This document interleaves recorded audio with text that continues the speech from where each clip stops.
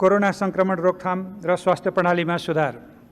Corona महामारी लगायत संक्रामक र अन्य रोगबाट सिर्जना हुने स्वास्थ्य जोखिमको न्यूनीकरण गर्न, रोगको रोकथाम, नियन्त्रण र उपचारका लागि गुणस्तरीय स्वास्थ्य सेवा, पूर्वाधार विकास, औषधि एवं उपकरण र दक्ष चिकित्सक तथा स्वास्थ्यकर्मीको सेवा विस्तार गर्न उच्च प्राथमिकता दिई स्वास्थ्य क्षेत्रमा उल्लेख्य बजेट वृद्धि गरेको छु।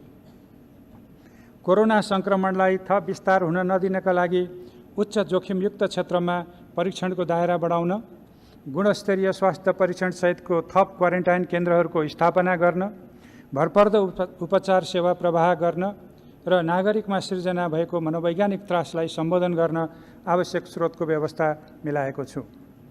कोरोना संक्रमण नियन्त्रण तथा उपचारका लागि तत्काल आवश्यक पर्न सक्ने औषधि, उपकरण तथा उपचार सामग्री कम हुन नदिन रु 6 अर्ब बजेट व्यवस्था गरेको छु। चिकित्सक, स्वास्थ्यकर्मी तथा प्रयोगशालामा काम गर्ने कर्मचारीका लागि व्यक्तिगत सुरक्षा उपकरणको व्यवस्था सहित सेवामा उत्प्रेरित गर्न प्रोत्साहन भत्ताको व्यवस्था गरेको छु। कोरोना लगायत अन्य संक्रामक रोग विरुद्ध कार्यरत सबै स्वास्थ्यकर्मीलाई रु 5 लाखसम्मको निःशुल्क स्वास्थ्य बिमा गर्ने व्यवस्था गरेको छु। आगामी वर्ष काठमाडौँ उपत्यकामा 300 शय्याको सुविधा सम्पन्न छुट्टै सरुवा रोग अस्पताल निर्माण, काठमाडौँ उपत्यका र प्रदेश राजधानीका सरकारी अस्पतालमा थप 250 शय्याका आइसियु बेड स्थापना र सबै प्रदेश राजधानीमा 50 शय्याको सरुवा रोग अस्पताल सञ्चालन गरिनेछ।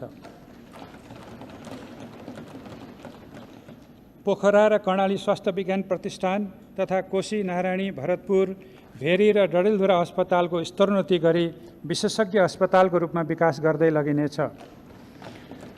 स्वास्थ्य पूर्वाधार विकासका लागि रु 12 अर्ब 46 करोड विनियोजन गरेको छु।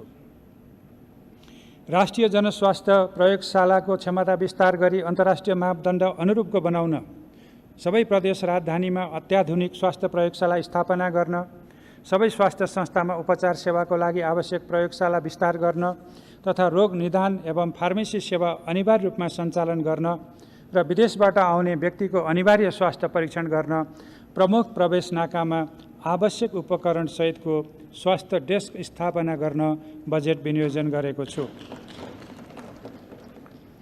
गुणस्तरीय आधारभूत स्वास्थ्य सेवामा सबै नागरिकको पहुँच सुनिश्चित गर्न, सबै स्थानीय तहमा 5 देखि 15 शय्यासम्मका आधारभूत अस्पताल स्थापना गर्ने नीति अनुसार आगामी वर्ष थप 272 अस्पताल स्थापना गर्न रु 14 अर्ब 27 करोड र साबिकका जिल्ला तथा अञ्चल अस्पतालको स्तरोन्नति गर्न आवश्यक बजेटको व्यवस्था गरेको छु। एक चिकित्सक, एक स्वास्थ्य संस्थाको व्यवस्था सुरुवात गरिनेछ। स्थानीय तहका स्वास्थ्य संस्थामा चिकित्सकको व्यवस्था गरी नसर्ने रोग जाँच सहितको आधारभूत स्वास्थ्य सेवा उपलब्ध गराउन रु 5 अर्ब 10 करोड वित्तीय हस्तान्तरण गर्ने व्यवस्था मिलाएको छु। 3 वर्षभित्रमा सबै नागरिकमा स्वास्थ्य बिमा पुग्ने गरी आगामी वर्ष सबै स्थानीय तहका 40% जनसङ्ख्यालाई बिमाको दायरामा ल्याइनेछ। स्वास्थ्य बिमा कार्यक्रममा आधारभूत बाहेकका स्वास्थ्य सेवालाई पनि क्रमशः समावेश गर्दै लगिनेछ। स्वास्थ्य बिमा कार्यक्रममा रु 7 अर्ब 50 करोड विनियोजन गरेको छु। सबै स्थानीय तहका स्वास्थ्य संस्थाबाट सुरक्षित मातृत्व तथा प्रजनन स्वास्थ्य सेवा तथा महिलाहरूमा हुने सर्भाइकल र स्तन क्यान्सर जस्ता घातक रोग पहिचान र उपचारको लागि निःशुल्क स्वास्थ्य परीक्षण गरिनेछ। सबै स्वास्थ्य संस्थाबाट पोषणका कार्यक्रम सञ्चालन गरिनेछ। आगामी वर्ष नेपाललाई पूर्ण खोपयुक्त मुलुक घोषणा गर्न आवश्यक बजेट व्यवस्था गरेको छु। विभिन्न नागरिकलाई घातक रोग एवं ज्येष्ठ नागरिक तथा बालबालिकाको मुटुको निःशुल्क उपचार गर्न र क्षयरोग, एड्स तथा यौन रोग र कुष्ठरोग नियन्त्रण कार्यक्रम सञ्चालन गर्न रु 4 अर्ब 22 करोड विनियोजन गरेको छु। केन्द्रीय अस्पतालबाट गरिब तथा विपन्न वर्गलाई प्रारम्भिक चरणको आकस्मिक स्वास्थ्य सेवा निःशुल्क उपलब्ध गराउने व्यवस्था मिलाएको छु। त्रिभुवन विश्वविद्यालयको चिकित्साशास्त्र अध्ययन संस्थान अन्तर्गत नेफ्रोलोजी तथा युरोलोजी लगायतका अन्य जटिल रोगको अध्ययन अध्यापन तथा तालिम सहितको विशिष्ट स्वास्थ्य सेवा प्रदान गर्ने मेडिकल सुपर स्पेसियालिटी केन्द्र स्थापना गरिनेछ। स्वदेशमै संक्रामक लगायत सबै प्रकारका रोगको परीक्षण गर्न दक्ष प्राविधिक तथा आधुनिक उपकरण सहितको अन्तर्राष्ट्रिय स्तरको राष्ट्रिय रोग निदान केन्द्र स्थापना गरिनेछ। गङ्गालाल हृदय रोग केन्द्र, परोपकार प्रसुति अस्पताल, मानव अङ्ग प्रत्यारोपण केन्द्र, कान्ति बाल अस्पताल र वीर अस्पताल लगायतका विशिष्टीकृत अस्पतालले स्थानीय तहका स्वास्थ्य संस्थामा विशेषज्ञ चिकित्सकको सेवासहित सेटेलाइट तथा अनुसेवा क्लिनिक सञ्चालन गर्न र विशेषज्ञ स्वास्थ्य सुविधा नपुगेका दुर्गम स्थानका बिरामीको लागि भरपर्दो टेलिमेडिसिन सेवा प्रणाली सञ्चालनमा ल्याउने बजेट व्यवस्था गरेको छु।